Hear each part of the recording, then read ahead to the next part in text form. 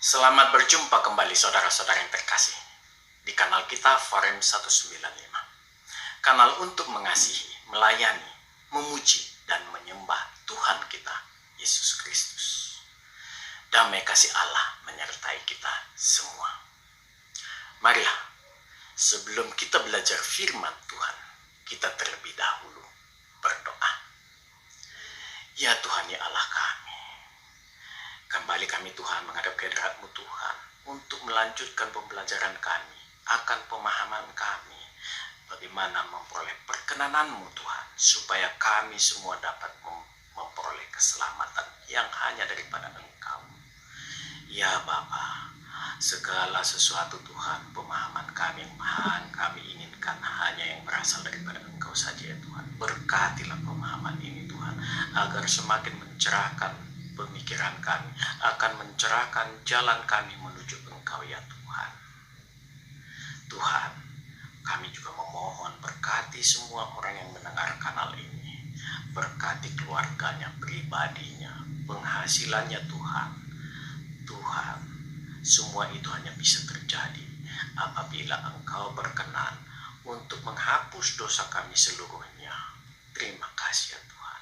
Dalam nama Tuhan Yesus Kristus kami berdoa dan mengucap syukur. Amin. Saudara-saudara yang terkasih, kita bertemu kembali di dalam video kita yang season keempat, episode yang ke-10, dengan topik kesombongan rohani yang diakibatkan karena salah memahami cara Allah menyelamatkan manusia. Di bagian yang keduanya, di episode sebelumnya, kita sudah melihat banyak orang Kristen yang salah memahami dalam menerima keselamatan, menjadikan keselamatan hanya sekadar euforia, kehebohan belaka, bahkan membuat dirinya menjadi dalam kondisi excited, kegembiraan yang sangat berlebihan.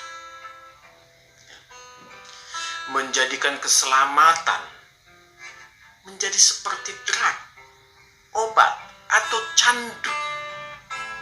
Karena merasa telah diselamatkan, lupa bahwa sebagai manusia biasa, kita masih harus menjalani tugas dan kewajiban selama masih berada di dunia ini.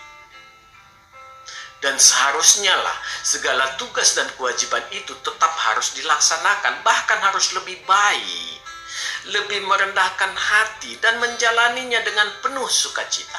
Inilah yang diinginkan Allah. Inilah yang ditulis di Alkitab.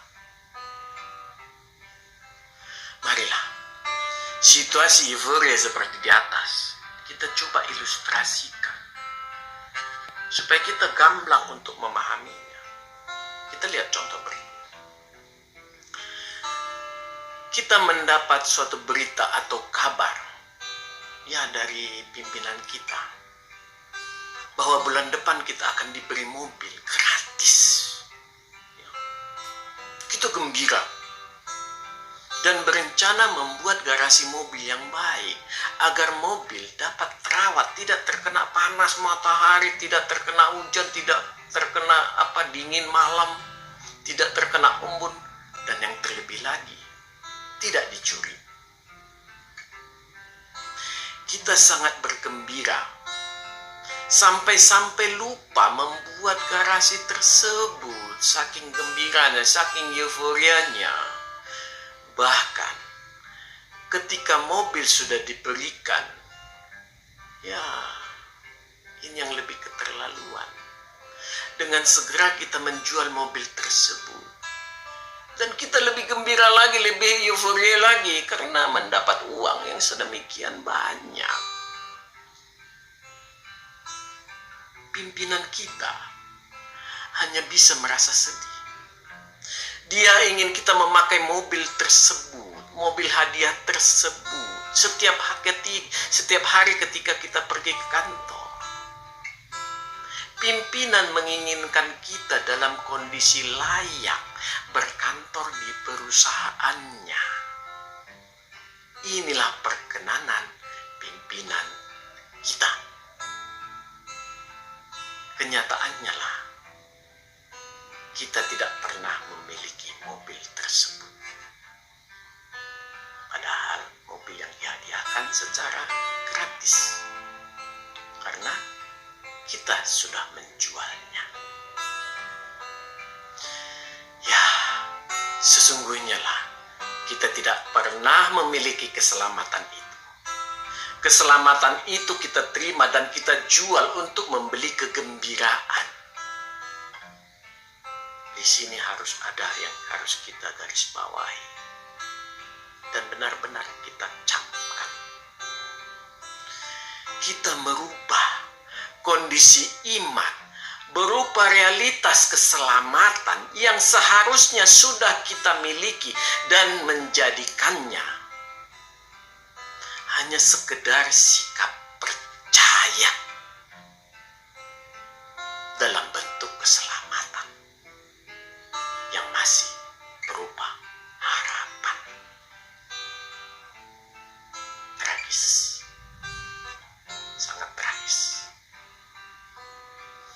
Ya, mengapa demikian? Ya, apabila kita sudah menerima keselamatan yang kita jalani, hidup ini akan tampak berubah. Tujuan pimpinan perusahaan adalah meringankan pekerjaan dan membuat kita layak bekerja di perusahaannya. Hal yang mirip juga sebenarnya harus terjadi ketika kita sudah menerima keselamatan, sudah diselamatkan. Kita menjalani hidup di dunia ini dengan beban yang sama atau bahkan mungkin lebih berat. Ya, mungkin lebih berat dari sebelumnya. Akan tetapi cara pandang kita sudah berubah. Dalam bekerja kita merendahkan hati karena kita melayani Tuhan dengan penuh sukacita. Inilah yang melayakkan kita menjadi anak-anak Allah yang sebagai seorang anak mewarisi keselamatan dari Bapa kita. Ini semua terjadi karena kita sudah memperoleh perkenanan Allah. Saudara-saudara yang terkasih, Yesus Kristus sangat banyak mengajarkan di dalam khotbahnya bagaimana untuk memperoleh dan menjaga keselamatan ini. Ini hanya bisa diartikan bahwa hal keselamatan sebenarnya bukanlah hal sepele yang bisa kita perjualbelikan, yang bisa kita pertukarkan menjadi sekadar bentuk kegembiraan. Semua khotbah Yesus Kristus mengandung arti yang sangat dalam. Salah satu yang harus kita ingat, tercatat di kitab Injil Matius 19 ayat 24. Sekali lagi aku berkata kepadamu, lebih mudah seekor unta masuk melalui lubang jarum daripada seorang kaya masuk ke dalam kerajaan Allah. Ayat yang serupa ini dapat kita lihat di Markus 10 ayat 25 dan Lukas 18 ayat 25. Tipe khotbah Yesus Kristus yang seperti ini sebenarnya sangat banyak di Alkitab, yang tipikalnya sama. Ajaran-ajaran Yesus Kristus inilah yang harus kita pakai untuk menyambung benang merah yang terputus. Sayang sekali, ajaran Yesus Kristus sangat jarang dijabarkan dengan rinci. Hanya sekedar penggenapan cakupan agenda tahunan dalam pembahasan firman. Memang kita harus jujur, ajaran Yesus Kristus langsung menyentuh dasar-dasar sisi kehidupan kita, terlalu langsung menelanjangi kita. Inilah permintaan Yesus Kristus agar kita mempersiapkan sikap hati untuk menerima keselamatan yang akan diberikannya di kayu salib. Mengapa sikap hati? Bila kita perhatikan, seluruh khotbah Yesus Kristus mengarah kepada perubahan sikap hati. Kita orang Kristen banyak yang tidak menyadari hal ini. Sebenarnya yang lebih menyadari ini orang-orang yang benar-benar tekun mempelajari kekristenan. Contohnya Gandhi, Mahatma Gandhi. Dia seorang Hindu. Mata Gandhi, mata batin Gandhi melihat yang tidak kelihatan. Ini seperti Ibrani 11 ayat 1. Dia memandang dengan imannya kepada Tuhan Yesus Kristus, sekalipun dia seorang Hindu. Dia mereformasi hidupnya. Gandhi menyempurnakan ajarannya dengan dibalut kasih. Sangat terkenal ajaran Gandhi ini. Base-nya adalah kasih. Karena Gandhi tahu, kasih itu adalah Allah sendiri. Di dalam menjalani hidup, Gandhi lebih Kristen dari orang Kristen. Khotbah-khotbah Yesus Kristus seperti di atas sangat banyak kita temukan di kitab Injil. Terlebih lagi dalam pengajarannya di dalam perikop khotbah di bukit. Hampir di seluruh khotbahnya, Yesus Kristus mengajari bagaimana seharusnya sikap hati kita agar dapat menerima keselamatan. Ya. Yesus Kristus menjabarkan dengan sangat spesifik apa yang dimaksud dengan kata percaya. Saudara-saudara yang terkasih, sesungguhnya lah konsep keselamatan adalah batiniah. Tuhan tidak menginginkan sikap euforia yang dikejar. Alkitab mengatakan menerima Tuhan dan tetap dalam kondisi apa adanya kita. Ya, menerima kita menerima dalam kondisi apa adanya kita yang sebelumnya. Tuhan hanya meminta menyertakan Tuhan di dalam kehidupan kita. Artinya mereformasi batin, membentuk karakter baru. Inilah lahir baru. Kita tidak perlu mencari contoh jauh-jauh. Dalam mengabarkan Injil, bila murid-murid Tuhan tidak sedang bertugas pengabaran keluar wilayah mereka, mereka tetap dalam pekerjaan mereka yang sebelumnya. Ada yang sebagai nelayan, ada yang sebagai tukang tenda, dan lain sebagainya. Orang-orang dapat melihat Tuhan di dalam setiap pekerjaan keseharian mereka. Bukan hanya berdasarkan kuasa yang mereka peroleh dalam melakukan mujizat. Penolong yang lain, Roh Kudus, sudah membaharui mereka, membentuk karakter baru di dalam diri mereka. Dan yang penting, para murid Tuhan merespon perubahan yang terjadi di dalam diri mereka. Mereka merespon, mereka taat pada pimpinan Roh Kudus. Inilah salah satu tujuan Allah menjadi manusia, untuk memberikan contoh langsung kepada manusia, terlebih kepada murid-murid langsung Tuhan. Ini dilakukannya pada mereka sebagai penerus langsung ajaran Yesus Kristus, berdasarkan pengalaman rohani mereka selama mengikuti Tuhan.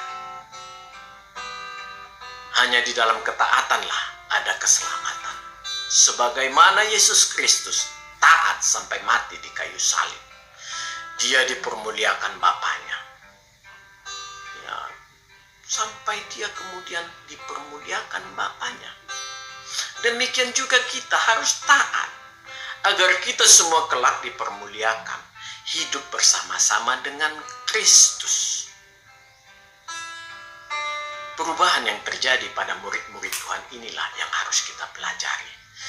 Permasalahan yang sebenarnya adalah bagaimana kita bisa menerima anugerah keselamatan dari Allah.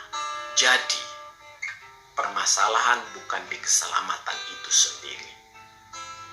Karena sebenarnya bagi orang Kristen, keselamatan itu sudah tersedia. Permasalahan terletak di cara kita untuk diperkenankan Allah untuk memperolehnya. Bagaimana sebenarnya percaya itu? Kita harus sadar, jangan terlalu mudah mengatakan menerima keselamatan tanpa syarat. Yohanes 3 ayat 16 mengatakan hal sebaliknya, harus percaya. Mari kita kembali melihat Yohanes 3 ayat 16.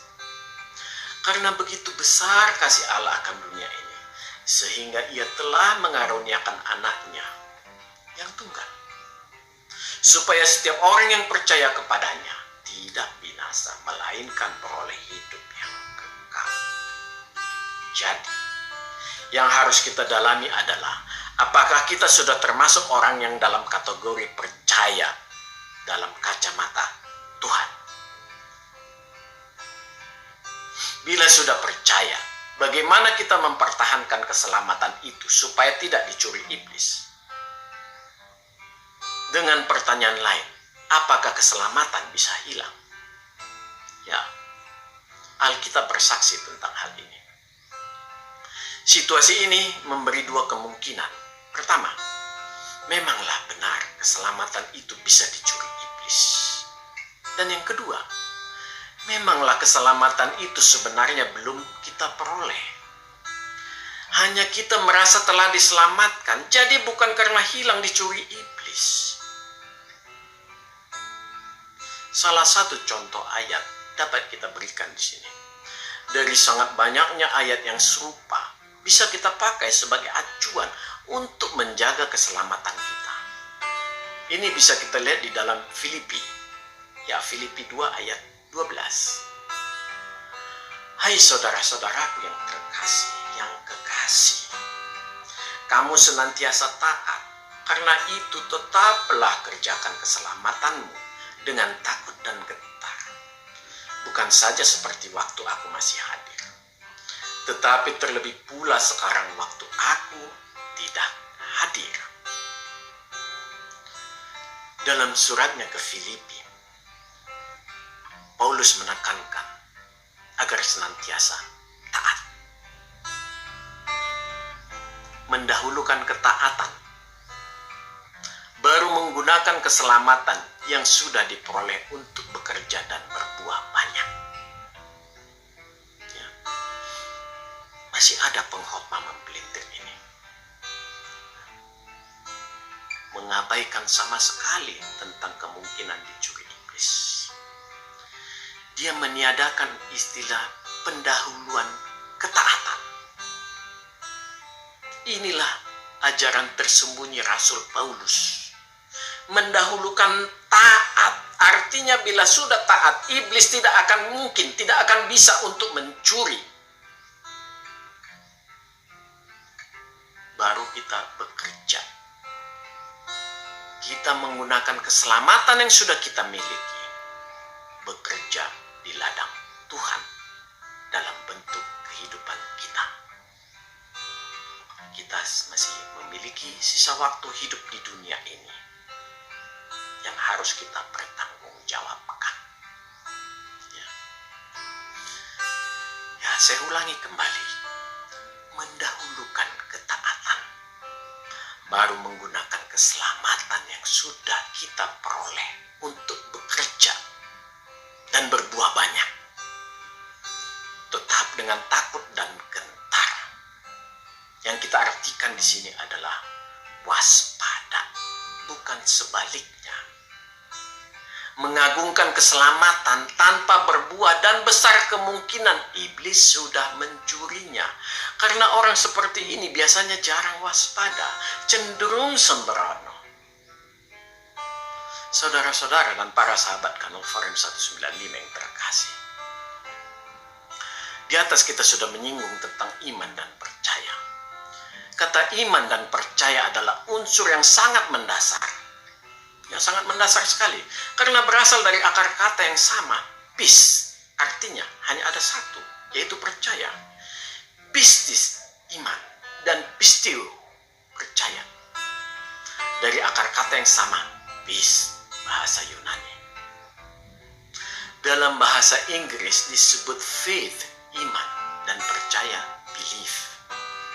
Jadi, pengertian iman dan percaya sebenarnya sama, hanya dalam pemakaiannya harus diperhatikan. Iman dalam dimensi kata benda, dalam kondisi selalu di hati kita sekarang. Ya. Dan harus terus-menerus kualitasnya meningkat dalam hidup manusia, sampai Tuhan memanggilnya. Sedangkan percaya dalam dimensi kata kerja, dalam kondisi selalu di pikiran kita, berupa harapan yang akan datang. Kesalahan dalam menempatkan kedua kata ini dapat mengakibatkan keselamatan berada pada dua kondisi dua kondisi dimensi sudut pandang. Ini sangat berbahaya. Oleh karena itulah seluruh para murid Tuhan menekankan keselamatan ini pada pistis, iman. Artinya sudah kita peroleh ketika kita bertobat menerima Tuhan Yesus Kristus sebagai juru selamat pribadi kita. Marilah kita melihat Ibrani 11 ayat 1. Iman adalah dasar dari segala sesuatu yang kita harapkan dan bukti dari segala sesuatu yang tidak kita lihat. Ya. Kalau kita perhatikan, semua kalimat ini menunjukkan reformasi dari skala batin. Ya, Allah kita tahu penyakit kita semuanya. Penyakit yang mau disembuhkannya adalah batin. Allah selalu bekerja total dari unsur yang paling mendasar. Saudara-saudara yang terkasih, Allah sudah menganugerahkan keselamatan bagi kita. Sudahkah kita menyiapkan garasinya, yaitu hati kita? Bila kita sudah menyiapkan hati kita dengan baik dan menjaganya, iblis pun tidak akan dapat mencurinya. Karena kita menjaganya bersama Tuhan. Inilah hidup yang berada dalam kesadaran akal budi. Terjadinya persekutuan roh di dalam hati manusia, antara roh manusia kita dengan Roh Kudus. Amin. Tuhan memberkati kita semua. Marilah kita berdoa. Ya Tuhan, ya Allah kami sudah menyelesaikan pembelajaran kami ya Tuhan. Biarlah pembelajaran kami Tuhan berakar kuat di dalam hati kami Tuhan. Supaya kami memahami betul ya Tuhan, iman yang kami peroleh ini, iman yang Kau berikan ini, iman yang seperti apa. Supaya kami bisa mampu terus-menerus hari demi hari meningkatkan kualitas iman kami. Jaga kami Tuhan, supaya kami mampu melakukannya. Terima kasih ya Bapa. Terpujilah nama-Mu selama-lamanya. Di dalam nama Tuhan Yesus Kristus kami berdoa dan mengucap syukur. Amin. Tuhan memberkati kita semua. Saudara-saudara yang terkasih, kita masuk ke dalam saat teduh sejenak.